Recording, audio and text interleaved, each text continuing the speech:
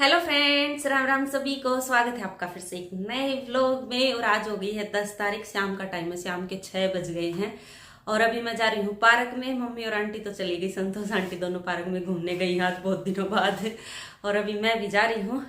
चलो चलते हैं। सुबह भी गई थी, मैं सोचा आज शाम को भी चल पड़ती हूँ, क्योंकि मम्मी और आंटी गई ना तो मेरा भी मन कर गया जाने का। नहीं तो मैं शाम को जाती नहीं हूँ, आज ही जा रही हूँ। चलो पार्क घूम के आते हैं, क्योंकि आज मौसम भी बहुत बढ़िया हो रखा है ना। दिन में बारिश आई थी, आई तो बस 2-3 मिनट ही होगी, पर बहुत तेज तेज मोटी मोटी बूंद आई थी। और अभी बाहर निकली ना तो देखो पूरे दिन की हवा चल रही थी, मतलब पत्ते आए हुए हैं, बहुत गंदा हो रखा है। तो अभी यहाँ झाड़ू लगा दो। मिट्टी तो आई, क्योंकि बारिश हुई थी ना, मिट्टी तो दब गई थी, लेकिन पत्ते आए हुए हैं। तो पहले झाड़ू लगा देती हूँ, फिर जाऊंगी पार्क में। और फटाफट झाड़ू लगा के अभी मैं पहुंच गई हूँ पार्क में। और हवा है ना बिल्कुल नहीं चल रही। मैं तो सोच रही थी दिन में बारिश हुई है, ठंडा मौसम मिलेगा, और दिन में तो हवा भी तेज चल रही थी, लेकिन अभी शाम के टाइम हवा भी बंद हो गई। और बारिश भी ऐसी हुई थी, बस धरती गिल्ली हुई थी, वो भी सूख गई।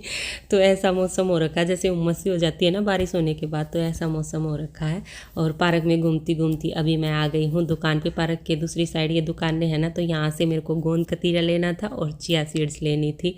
तो चिया सीड तो हमारी काफ़ी दिनों से ख़त्म हो रखी थी, और गोंद कतीरा मैं सिर्फ गर्मियों में ही लेती हूँ। पिछली गर्मियों में लेके आई थी, और अभी गर्मी शुरू हो गई है। गर्मियों में बहुत ठंडा रहता है गोंद कतीरा, तो अभी इसको जूस में मिला के पीना शुरू करूँगी, ठंडक रहेगी। तो यहाँ से मैंने ख़रीद लिया, पाव गोंद कतीरा लिया था और पाव चिया सीड्स ली थी। और उसके बाद अभी मैं आ गई हूँ मंडी। शनिवार था ना, तो मंडी लगी हुई थी, तो मैंने सोचा 1-2 चीज़ खरीद लाती हूँ जो हमारे पास वाली दुकान पे नहीं मिलती, सब्जी वाली पे।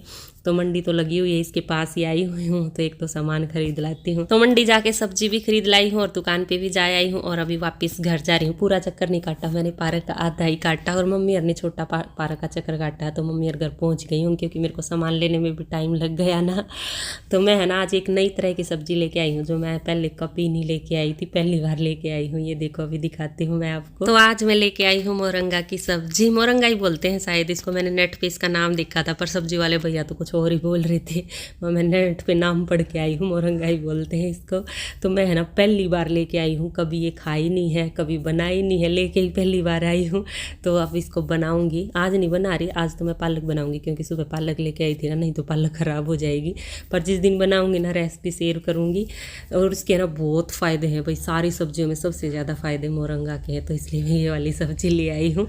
और साथ में मशरूम लेके आई हूँ, चिया सीड्स, गोंद कतीरा, तो सारे अभी डिब्बों में भर के रख देती हूँ। सब्जी है वो फ्रिज में रख देती हूँ। और मैं कह रही थी ना, मम्मी और आंटी तो मेरे से पहले ही चली गई होंगी, तो जब मैं घर पे आई ना, मम्मी और आंटी तो आगे ही खड़ी थी। तो अभी बाहर मुड्डे लगा के बैठी है मम्मी भी, आंटी भी, और एक आंटी और आई हुई है, उसका पोता भी आया हुआ है, ये देखो क्यूट सा एकदम। तो उनको पानी दे के आ रही हूँ अभी मैं। आजा आजा आजा आजा, अंदर रुक गया था, चल बाहर। हाँ बाहर, पर गली में नहीं जाना है, गली में नहीं जाना है। चल इधर ही बैठ जा, इस पे मुड्डे पे बैठ जा, दादी के साथ बैठ जा। यहाँ बैठ जा, यहाँ बैठ जा, बैठ जा इधर। बैठ जा। अंदर हो गया ही, शोर मचा दिया, बाहर आना बाहर। लो इस पे बैठो, ये आपका छोटे वाला मुड्डा, ये आपका है, इस पे बैठो। और अभी मैं आ गई हूँ फिर से किचन में डिनर बनाने के लिए। काफ़ी देर तक मैं बाहर बैठी रही। मम्मी और आंटी तो अब भी बाहर बैठी हैं, तो आंटी के पास पुनीता का फ़ोन आ गया, पुनीता से बातें करी, कई देर तक बाहर बैठी रही। लेकिन फिर अंधेरा होना शुरू हो गया, और मैं खाना भी बनाना है मेरे को, नहीं तो फिर लेट हो जाऊँगी। खाना बनाना है और मेरे को मक्खन भी निकालना, कई सारे काम थे, तो इसलिए मैं तो अंदर आ गई। मम्मी और आंटी अभी बाहर ही बातें कर रही हैं, तो लग जाते हैं भाई पालक का साग बनाने। तो मैं पहली बार बना रही हूँ पालक का साग। पालक पनीर बनाती हूँ, आलू पालक बनाती हूँ, लेकिन पालक का साग नहीं बनाया है। बथुए का तो बनाया है, लेकिन पालक का नहीं बनाया है। तो मैंने पतीले में पालक डाल के उसमें पानी ऐड करके और उबलने के लिए रख दी है पालक। और जब तक पालक उबलती है ना, तब तक मैं धनिया पाउडर बना लेती हूँ। मेरा धनिया पाउडर ख़त्म हो रखा है, और धनिया का पैकेट तो लाया हुआ काफ़ी दिनों से रखा है। तो अभी पैकेट में से धनिया निकाल के और कढ़ाई में डाल के थोड़ा हल्का हल्का भूनना है। मैंने वैसे भूनने की भी ज़रूरत नहीं थी, क्योंकि पैकेट में बंद था ना, तो सील नहीं रखा था। अगर सील रहा हो ना, तब ज़्यादा ज़रूरत होती है भूनने की, लेकिन मैंने फिर भी भून लिया, मैं हल्की हल्की सी थोड़ी खुशबू आ जाएगी इसीलिए। तो बस थोड़ी सी देर धनिया को भून के और मिक्सी जार में डाल लिया था पीसने के लिए, और पीस दिया है मैंने। ये देखो पाउडर बना लिया है, और अब इसको डिब्बे में भर देती हूँ। और 2 बार मिक्सी जार में डाल के मैंने पीसा है, क्योंकि ज़्यादा पूरा डिब्बा भरना था मेरे को, मैं काफ़ी दिनों तक चल जाएगा, और इसीलिए मैंने 2 बार मिक्सी जार में डाल के तब धनिया को पीसा। और थोड़ा सा कम डालते हैं ना तब पीस भी अच्छे से जाता है, तो इसलिए मैंने थोड़ा थोड़ा करके ही पीसा है। और ये देखो 1 डिब्बा भर के रख दिया है धनिया पाउडर का। और अभी साग बनाना शुरू करते हैं पालक का। पालक उबल गई थी तो वो मैंने ठंडी होने के लिए रख रखी है, ताकि मैं उसको ठंडी होने के बाद पीस लूं। और अभी यहाँ कढ़ाई गैस पे रख ली है, और कढ़ाई में डाल दिया मैंने सरसों का तेल। और तेल में है ना थोड़ा सा नमक डाल दिया था, ताकि वो सरसों के तेल की स्मेल सी ना आए, नमक डालने से स्मेल नहीं आती।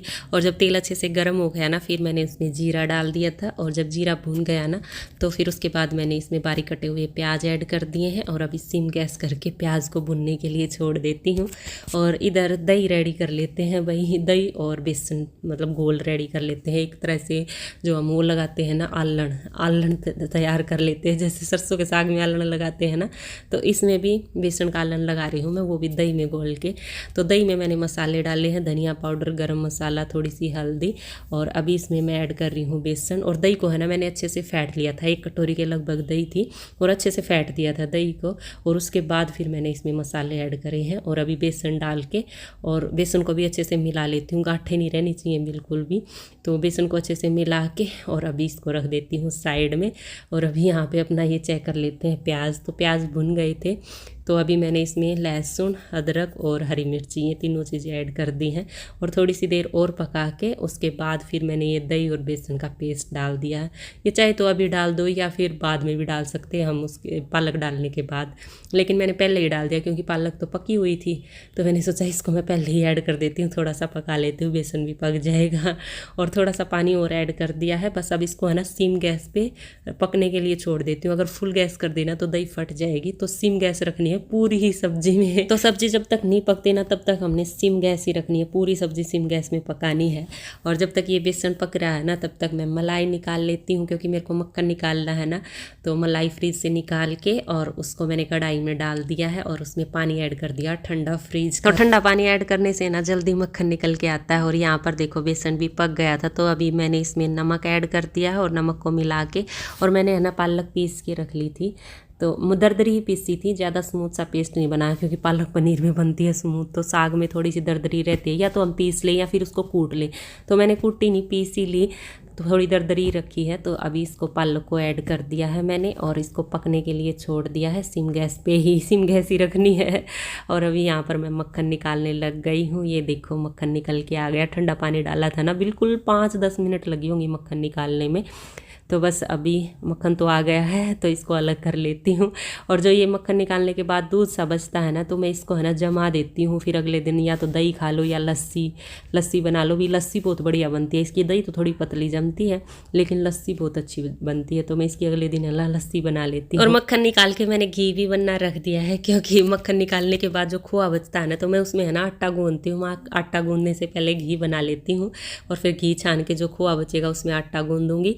और उसकी रोटियाँ इतनी सॉफ्ट बनती है ना, जैसे हम आटे में मोम डाल लेते हैं ना, घी का मोम डाल लेते हैं, और उससे रोटी इतनी सॉफ्ट बनती है, सेम वैसे ही रोटी बनती है। तो मैं जब भी घी निकालती हूँ ना, तो उस खोए से मैं आटा गूंदती हूँ, तो सबको ही बहुत अच्छी लगती है वो वाली रोटियाँ, तो इसलिए मैंने अभी घी बनना रख दिया। और यहाँ पालक का साग भी बन गया है, तो गैस को कर देते हैं बंद, और साग को उतार के साइड में रख देते हैं। और जो मैंने मक्खन से दूध बचाया था ना, निकाला था, मतलब मक्खन निकालने के बाद जो दूध बचा था, तो वो भी गर्म करके और दही जमा दी है उसकी भी। और यहाँ पे घी भी आ गया है, ये देखो कितना बढ़िया घी निकला है ना। तो अभी घी को छान लेती हूँ, और उसके बाद फिर मैं आटा गूंदूंगी, और उसके बाद फिर रोटी बनाऊंगी। तो शाम के टाइम कई सारे काम हो गए मेरे, तो फटाफट मैंने सारे काम निपटा दिए। बस ये घी छान के आटा गूंदना बचा है, फिर रोटी बनानी। चलो तो अब इस व्लॉग का यहीं एंड कर लेते हैं, और मिलते हैं आगे एक और नए व्लॉग में। तब तक के लिए बाय बाय, टेक केयर।